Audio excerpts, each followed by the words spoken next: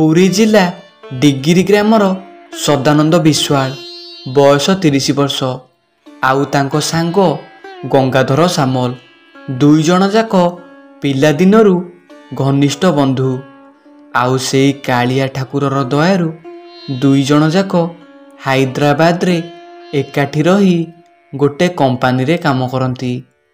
ତାଙ୍କ ପରିବାର କିନ୍ତୁ ପୁରୀରେ ରହନ୍ତି। ବର୍ଷକୁ 2ରୁ 3 ଥର ଦୁଇ ସାଙ୍ଗ ମିଶି ଘରକୁ ବୁଲିବାକୁ ଆସନ୍ତି। ଯେତେବେଳେ ସେମାନେ ଘରକୁ ଆସନ୍ତି, ପୁରୀ ଯାଇ କାଳିଆର ଦର୍ଶନ କରିସାରି ଆସନ୍ତି। ଏଇ 2 ବର୍ଷ ହବ କିନ୍ତୁ କାମର ବ୍ୟସ୍ତ ଭିତରେ ସେମାନେ ପୁରୀ ଆସିପାରିନଥିଲେ। ସେଇ ହାଇଦ୍ରାବାଦରେ ରହି କାଳିଆକୁ ସବୁବେଳେ ପ୍ରାର୍ଥନା କରନ୍ତି, ହେ କାଳିଆ ଠାକୁର, କେବେ ତୋର ଡୋରି ଲଗାରେ ଜଗା, ତୋତେ ଦେଖିବାକୁ ମନ ବହୁତ ବ୍ୟାକୁଳ ହେଲାଣି। ଏମିତି ଦୁଇ ସାଙ୍ଗ ସବୁବେଳେ ପ୍ରାର୍ଥନା କରନ୍ତି। ଦିନେ ସେଇ କାଳିଆର ମହିମାରୁ ଦୁଇ ସାଙ୍ଗ କାମରୁ ଫ୍ରି ହେଇ କାରଟିଏ ଭଡ଼ା ଧରି ବାହାରି ପଡ଼ନ୍ତି ପୁରୀ। କାଳିଆକୁ ଦେଖିବେ ବୋଲି ଦୁଇ ଜଣଙ୍କର ପାଦ ମାଟିରେ ଲାଗୁନଥାଏ।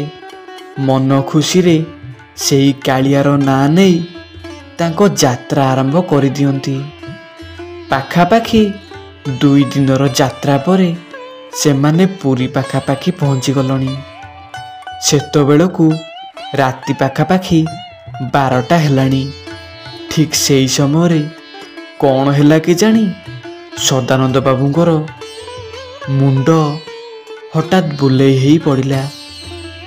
ତାଙ୍କୁ ହଠାତ୍ ଚଉଦିଗ ଅନ୍ଧାର ଦିଶିଲା।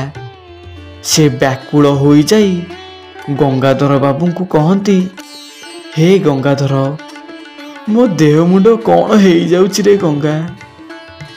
ଏ ସାଙ୍ଗ, ମୁଁ ମରିଯିବି ରେ, ମୋତେ ଚଉଦିଗ ଅନ୍ଧାର ଦେଖାଯାଉଛି।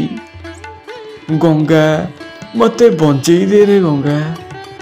ଏମିତି କହି ସଦାନନ୍ଦ ବାବୁ ମୁଣ୍ଡକୁ ଧରି ଗଡ଼ି ଯାଉଛନ୍ତି।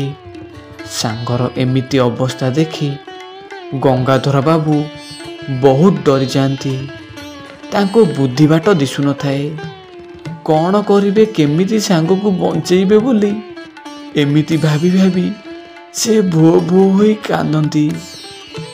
କାଳିଆକୁ କହନ୍ତି, ହେ ଅନାଥର ନାଥ ଜଗନ୍ନାଥ, ତୋତେ ଟିକେ ଦେଖିବେ ବୋଲି ଦୁଇ ସାଙ୍ଗ କେତେ ମନ ନେଇ ଦୌଡ଼ି ଆସିଥିଲୁ ରେ କାଳିଆ। ଯଦି ଜାଣିଥାନ୍ତୁ ତୁ ମୋ ସାଙ୍ଗର ଏତେ ବଡ଼ ଗୋଟେ ସର୍ବନାଶ କରିଦେବୁ ବୋଲି, ତାହେଲେ କେବେ ତୋର ଏଇ ପୁରୀ ଧାମକୁ ଆମେ ଆସିନଥାନ୍ତୁ ରେ ଜଗା। ଯଦି ମୋ ସାଙ୍ଗର ଆଜି କିଛି ହେଇଯାଏ ନା, ତାହେଲେ ଜଗା, ଆଜି ମୁଁ ତୋ ଆଗରେ ଶପଥ କରୁଛି ରେ, ତୋ ଦୁଆର ମୋ ଜୀବନ ଥିବା ଯାଏ ମାଡ଼ିବିନି। ତୁ ପରା ଜଗତ ଲୋକଙ୍କ ଦୁଃଖ ଶୁଣୁ ବୋଲି ତୋତେ ସମସ୍ତେ ଜଗନ୍ନାଥ ବୋଲି କହୁଛନ୍ତି। ତୋତେ କ'ଣ ମୋର ଗୁହାରି ଶୁଣାଯାଉନି ରେ ଜଗା? ତୁ କ'ଣ ପଥର ପାଲଟି ଯାଇଛୁ? ଏ ଅଧମ ଭକ୍ତ ଉପରେ ଟିକେ ଦୟା କରେ ରେ। ଏମିତି କହି ଗଙ୍ଗାଧର ବାବୁ ସାଙ୍ଗର ମୁଣ୍ଡକୁ ଆଉଁସି ଆଉଁସି ବହୁତ କାନ୍ଦିଲେ।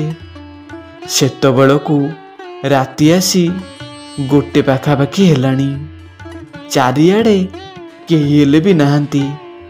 ଠିକ୍ ସେଇ ସମୟରେ ହଠାତ୍ 2 ଜଣ ଯୁବକ ବାଇକ୍ଟିଏ ଧରି ସେଠାରେ ପହଞ୍ଚିଗଲେ।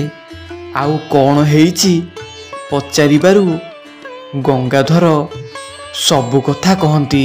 ଏକଥା ଶୁଣି ଯୁବକମାନେ କହନ୍ତି, ଆମେ ପୁରୀ ଯାଇଥିଲୁ ଭାଇନା କାଳିଆକୁ ଦେଖିବାକୁ।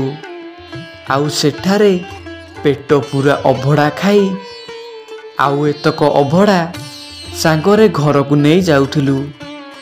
ତୁମେ ଏଇ ଅଭଡ଼ା ଟିକାକ ତୁମ ସାଙ୍ଗକୁ ଖୁଆଇ ଦିଅ। ଆଉ ଅଭଡ଼ା କୋଢ଼ୁଆଟି ଗଙ୍ଗାଧର ବାବୁଙ୍କୁ ଧରେଇ ଦେଇ ଦୁଇ ଯୁବକ ସେଠୁ ଚାଲିଗଲେ। ଗଙ୍ଗାଧର ବାବୁ ସେଇ ଅଭଡ଼ା ଟିକାକ ତାଙ୍କ ସାଙ୍ଗକୁ ଖୁଆଇ ଦିଅନ୍ତି। ଆଉ 10 ମିନିଟ୍ ପରେ ସଦାନନ୍ଦ ବାବୁ ହଠାତ୍ ଉଠି ପଡ଼ିଲେ। ସତେ ଯେମିତି ସେ ପୁରାପୁରି ଭଲ ହୋଇଗଲେ। ସାଙ୍ଗକୁ ସୁସ୍ଥ ହେଇଯିବାର ଦେଖି ଦୁଇ ସାଙ୍ଗ ଧରାଧରି ହୋଇ ବହୁତ କାନ୍ଦିଲେ।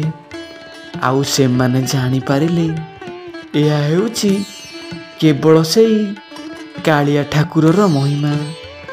ତାପରେ ଦୁଇ ସାଙ୍ଗ ମିଶି ସକାଳୁ ସକାଳୁ ପୁରୀରେ ପହଞ୍ଚିଗଲେ। ଆଉ କାଳିଆ ଆଗରେ ହାତ ଯୋଡ଼ି ଦେଇ ଧନ୍ୟବାଦ ଦେଲେ। ସତରେ ମହାପ୍ରଭୁ, ତୁମ ଲୀଳା ତୁମକୁ ହିଁ ଜଣା। ମହାପ୍ରଭୁଙ୍କୁ ନେଇ ଛୋଟିଆ ଅନୁଭୂତିଟିଏ। ଭଲ ଲାଗିଥିଲେ ଜୟ ଜଗନ୍ନାଥ ଲେଖିଦିଅନ୍ତୁ।